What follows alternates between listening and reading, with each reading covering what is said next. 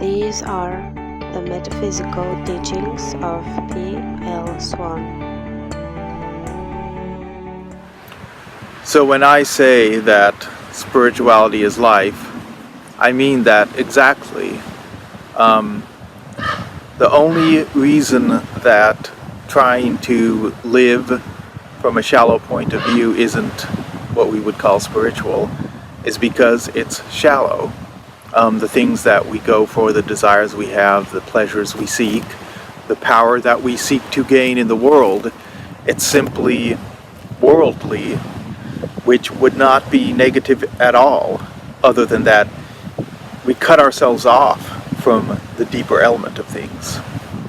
When we are driven by ego and seeking shallow life experience at the cost of a connection to some deeper, meaning, some deeper values, deeper ethics, deeper truth, then our human experience and what we think is life actually fails to be true life. But the spiritual path is no more or less ultimately than seeking life, than wanting to be alive. And the feelings of life are at their core, at their source, spiritual feelings. When we desire love, when we desire pleasure, when we desire power, adventure, mystery, exploration, comfort, whatever it is that we want, there is a seed of spirituality within that. The trick is not to think the small aspect of something deeper is the whole thing. The trick is not to confuse our ego desires and feelings with the essential thing, the essential spiritual soul feeling and desire that underlies it. And that's the whole trick, really. That's it. This life is not an illusion, as I like to say a lot. It's not an illusion. It's our perspective can be an illusion. If we think that something shallow and temporary is the real thing and the only thing, then that is the illusion. In the same way, my analogy is that if you thought your little finger was your entire self, and you acted accordingly, and everything was focused on that, that would be, a pretty insane way to look at yourself. But it wouldn't be insane because your little finger isn't real. It would be insane because there's so much more to you. And that's how it is with our ego mind, our human experience, our human personality in the context of the soul. If we feel that, and we understand that there are certain things we can't do if we want to remain connected to our soul, and certain things we should do or can do, that we are called to do by our spirit. If we understand that, then it opens it up, and we become much more free. We don't become completely free of all constraints and boundaries because we are in a relational reality, and part of spiritual truth is that life is about relationship. But we are much more free than we would be in the context of, some traditional spirituality which we don't personally relate to, or some social constructs which are temporal, which are part of just this moment in history. We can be free of a lot of things. We can be free of so much of the constructs and concepts that are placed on us in our time in history, in the place, in the society where we are. We can break free of that. We can throw off the expectations and the ideas that others have about what it is to be human, what it is to be alive, what we should be. And we can follow our hearts in a new way. On a journey of spiritual awakening, we follow our hearts in a new way. We challenge the voices of others. We challenge the things we've been taught. We listen to our heart, we listen to our soul, and we follow that. And it is a much freer thing. It might look like something a bit nutty. It might look like something hedonistic. It might look like something traditional and very religious. But it's going to be very individual. That freedom exists within the context of the relational nature of existence. I describe that as the geometry of life. In my metaphysical vision, and in reality, I believe, we exist, our individual self exists as a point of experience that gazes outward into infinity. We look outward into everything else, and our path into infinity and eternity is through authentic relation to all that is other than ourself.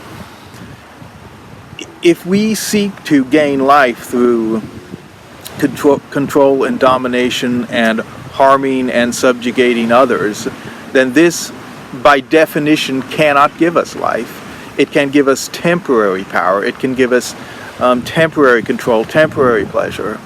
But it will scar our surroundings, and it will actually cut us off from true life.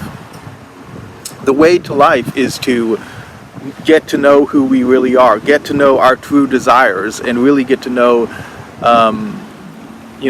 what we really want, what we really feel. And then, when we get to those core desires, we can learn to fulfill them and express them in authentic relationship to what is authentic in others, what's real in others. We get real, and then we are in real relationship to others. And I tell you that if we do this, every desire that we have will be fulfilled. Every desire, every feeling will find its fulfillment in its core essence, in the vast play of not just this human experience, but our life beyond. Everything we could desire can be ours. That's what it means to be authentically ourselves and in authentic relationship to others. There's no intimacy or relational dynamic that cannot occur in its place and time in the play of existence. The trouble is that when we are living from a shallow place and seeking to fulfill those desires from a shallow place, it gets messed up, and we hurt ourselves, we hurt others, and we only are very, very slightly fulfilled, through those more harmful actions and experiences. But if we choose the spiritual journey, all fulfillment can be ours in time, in space, in existence. That's part of the human dilemma, I guess, or the human condition, or even you could almost say the human tragedy, is that, we don't get to have it all here. We don't. And accepting this and connecting this to the eternal, to the deeper thing, is the answer to the tragic aspect of human experience. If we are not connected to something deeper, then human experience is generally tragic and sometimes insane. There is so much pain in the world, there's so much suffering, there are people in terribly hellish places, and we are never entirely fulfilled. And we're all destined to die. Just from a purely human perspective, we're all destined to die. So how can that not be a tragedy when we watch our parents pass on, our friends, we suffer, we see others suffering, we do what we can to help, but the suffering remains. It's impossible to lift it entirely. We can't really make this world, free of suffering. So what does that mean for the human experience? It means that we need the perspective of the soul. That doesn't mean that it doesn't matter, that suffering and joy don't matter. It does matter. And we do what we can to be, to live from our hearts, to make the world a better place, to live authentically, and all of these things. The human experience matters. However, the answer is to see it as a part of something much greater, deeper, and eternal. That does not diminish what this is. It just connects it to something more. It's not diminishing what this is. That's what false religion does, or false spirituality, as I like to say. I say that a lot, because real spirituality actually enhances this human experience. It doesn't diminish it. It makes it more important. It makes us more present, and each moment has greater value. However, it's a small part of something else, and we must connect this experience to the soul. In a sense, that's the goal of spirituality. If spirituality is, just finding real life, the goal in the context of human experience would be connecting this experience to the rest of existence. Making this more real, more eternal by connecting it to the rest of existence, to the rest of reality. You could say that the journey of consciousness, the evolution of human consciousness, and the individual journey of spiritual awakening are about connecting this level of reality to infinity, to everything else. When we do this, when we choose that soul identity and we do this, then things change. The context and the way in which we view everything changes. The pain is still there. The loss is still there. We don't hide from anything, but there is a context that allows us to bear it and to see it differently. If your little finger was terribly hurt, it would be pain. It would be painful. But if we thought the little finger was everything that we were, it would be unbearable. If we understood it to be our little finger, then we can bear it and we can heal in a much different way. Again, this isn't diminishing. You don't diminish. True spirituality does not diminish either the pain or the joy or the meaning and value of human experience. It simply connects it to something so much more, and it changes the context.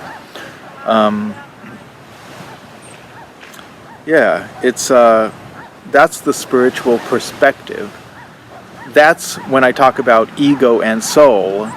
That's what allows ego to take the back seat and to be the tool that it's meant to be for our soul to interface with this dimension of things. It's that perspective, the transcendent perspective, that gives us a different view of changing the world, of working for change. Instead of working from a place of ego and being angry and hateful and afraid and just nurturing our injuries as so many people do, we come from a place of healing, and that allows us to be forgiving and to desire the healing of all. And even when we struggle against those who do harm, we do it in an entirely different way.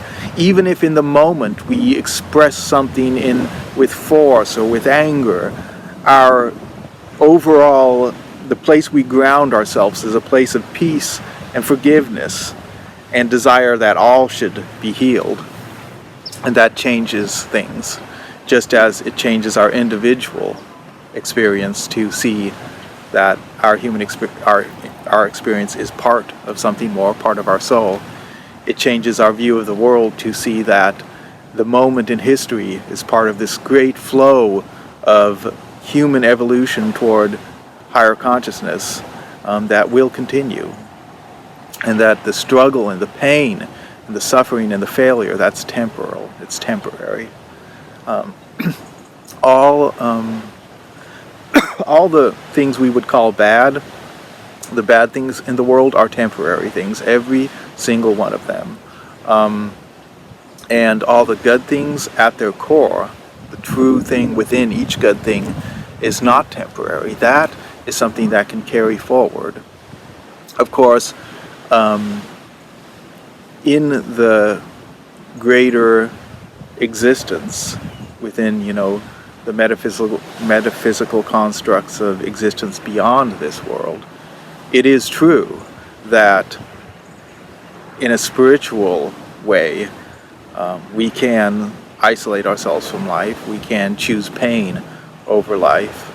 We can choose disconnection rather than acceptance of reality as it is and connection to existence. That is true, but that's a choice that we make unconsciously, but it is a choice that we make. The deeper we get into spiritual reality, the more it is a choice and the less power it has. In this physical reality, of course, are certain, constructs and limits, and there's just a nature to physical things that allows us sometimes to be caught up in stuff without any choice. If, say, we're in prison unjustly, or say we do something but we're in prison in a way that is unjust, the punishment doesn't fit the crime, which is often the case. And there's iron bars, and those bars prevent us from walking out. And even though you can say there is always some spiritual dimension to why we end up where we end up, at the same time, there are certain things that do happen beyond our control. But the more conscious we become, and within the greater construct of reality, the deeper we get, and the higher our consciousness, and the more spiritual our surroundings, as our soul journeys into places of greater consciousness and awakening and awareness, then that separation and those limits don't have that power. We're not in these unconscious realms where form can surround us and trap us. The more consciousness there is, the less we can be trapped against our will. So that is another truth of spirituality, is that even though this world is a physical realm, it is not unaffected by consciousness, and consciousness is what upholds it within all things. I mean, everything has consciousness within it at its core, deep down, deeper than physics, there is consciousness. That affects things, but, there are certain structures to physical reality. But the more conscious we become, and the path that we take will flow more easily in a way that does allow us to be free. It's less likely that we will be trapped, even in this world, even in human experience. If we follow our spirit, it is less likely we will be trapped. That is not to put any judgment on those who are in places of pain and failure. It's just to say that it's not diminishing these people.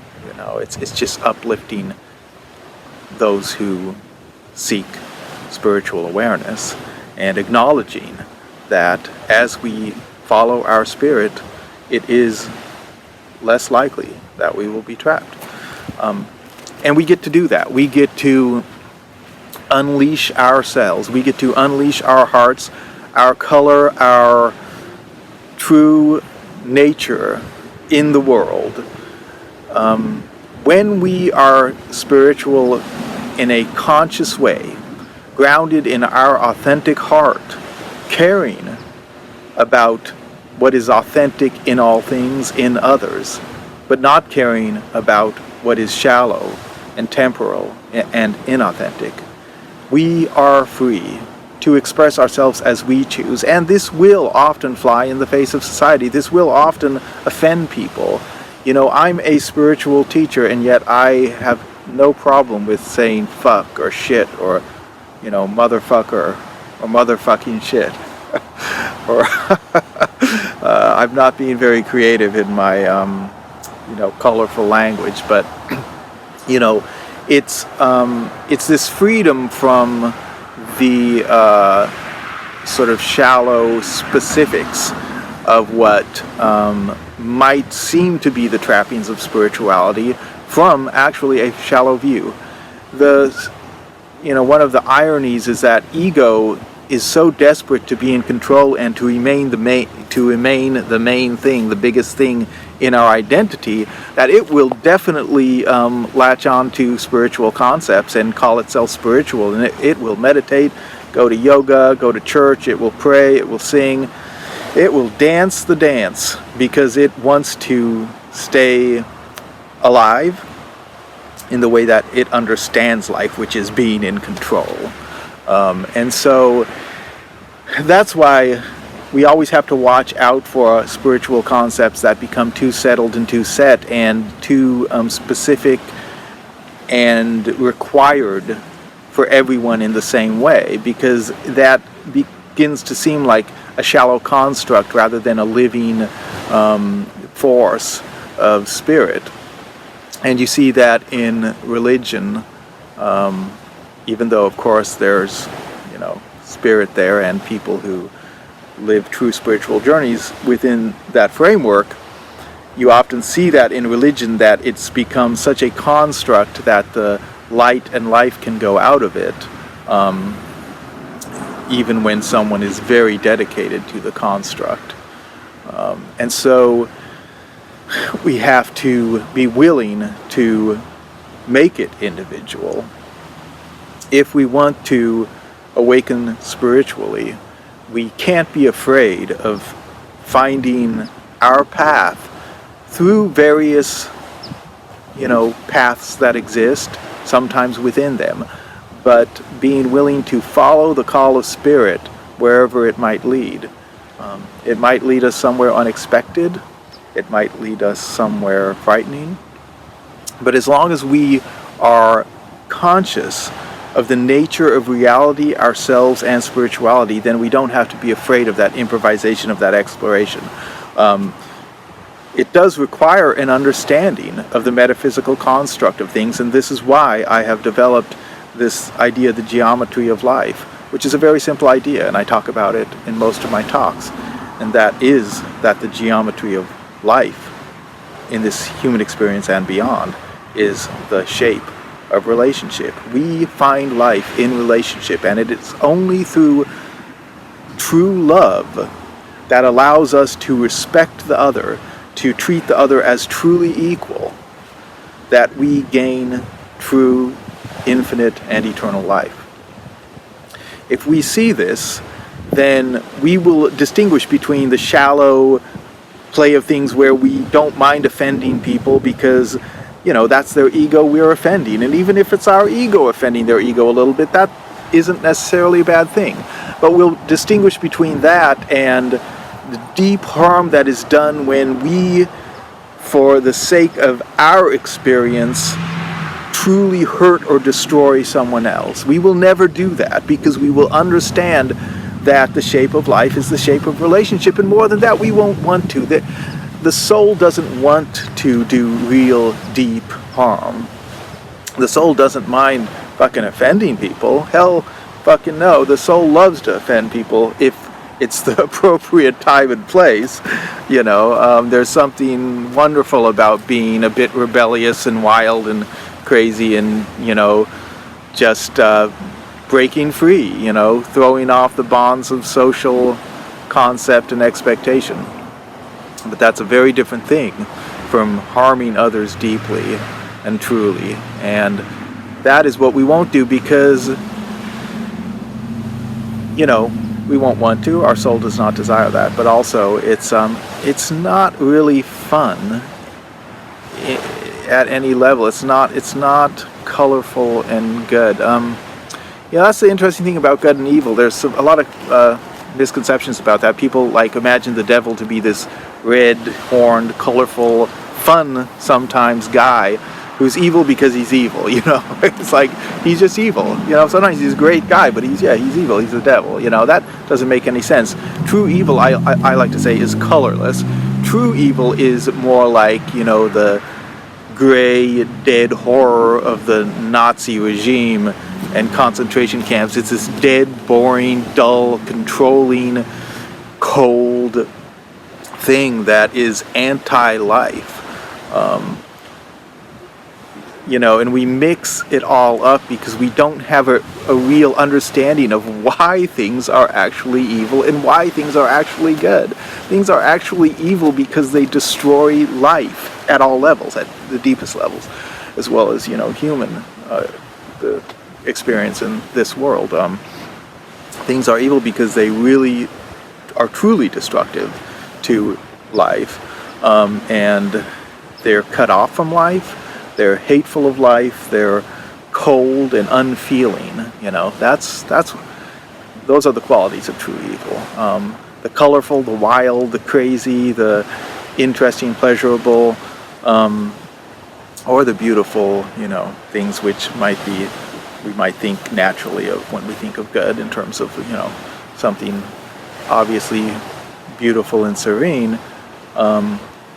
Those are the qualities of life. All of the qualities of life are the qualities of life, are the full spectrum, from dark to light, wild to ordered, serene to turbulent, like a wild rushing river that has pools and also white water, like a crashing waves on the shore, or even thunder and lightning, or, a calm blue sky. It's the qualities of life are the qualities of life, and evil doesn't get to claim the qualities of life, but we let it. We confuse ourselves in our minds, and like the traditional, more fundamentalist religions, often it's funny in a sad way, how confused it is, and how many qualities of life are tied up in the vision of evil. Like, you're giving all of these qualities to evil, which are qualities of life. This dancing devil playing fiddle music, dancing naked in the woods. That you're giving all of that to evil. That's sad. And so when we understand what is actually, making things life, making things good, and making them evil, we have this better foundation on which to set ourselves free. Because that's one more thing that spirituality is about.